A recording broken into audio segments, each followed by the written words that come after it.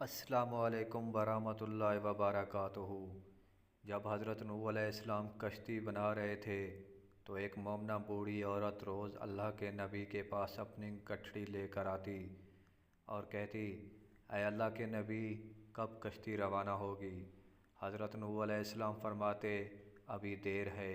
وہ عورت شام تک بیٹھی رہتی اور پھر اٹھ کر چلی جاتی۔ ایک دن حضرت نوح علیہ السلام نے فرمایا کہ اے عورت، جب جانا ہوا تو تمہیں بتا دیا جائے گا۔ یہ عورت واپس چلی گئی اور انتظار کرنے لگی کہ کب نوح بلائیں گے۔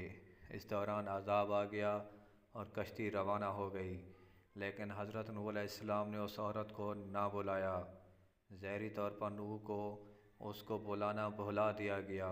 جب طوفان تھما تو ایک دن حضرت نوح علیہ السلام کے دل میں محبت اٹھی کہ شہر کو دیکھوں جہاں سے چلا تھا۔ وہاں آئے اور قریب جا کر دیکھا تو ایک جھونپڑی میں دیا جل رہا تھا۔ حضرت نوح علیہ السلام یہ دیکھ کر چونک گئے کہ روئے زمین پر کوئی ایسا گھر بھی ہے کہ اتنے عظیم طوفان کے بعد بھی جس میں چراغ چل رہا ہے۔ انہوں نے وہاں تکبیر بلند کی تو وہ عورت سامان لے کر آ گئی اور کہنے لگی، یا نبی اللہ، کیا کشتی تیار ہے؟ چلیں۔ حضرت نوح علیہ السلام نے حیرت سے اس کو دیکھا اور کہا، رکو بڑھیا، کیا تمہیں کچھ بھی پتہ نہیں چلا؟ وہ کہنے لگی، یا نبی، کیا نہیں پتہ چلا؟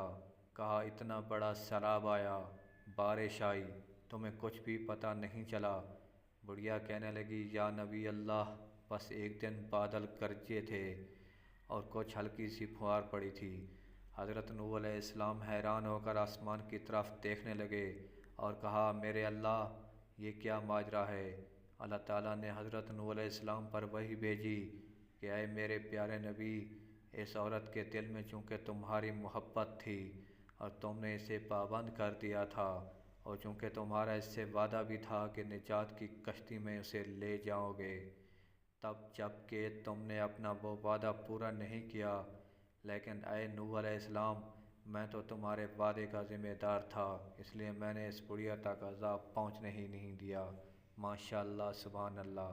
ناظرین اکرام، اس جیسی ویڈیو اگر آپ کو ملتی رہیں، ہمارے یوٹیوب چینل کو سبسکرائب کرنا نہ بھولیے گا۔ Thanks for watching my video.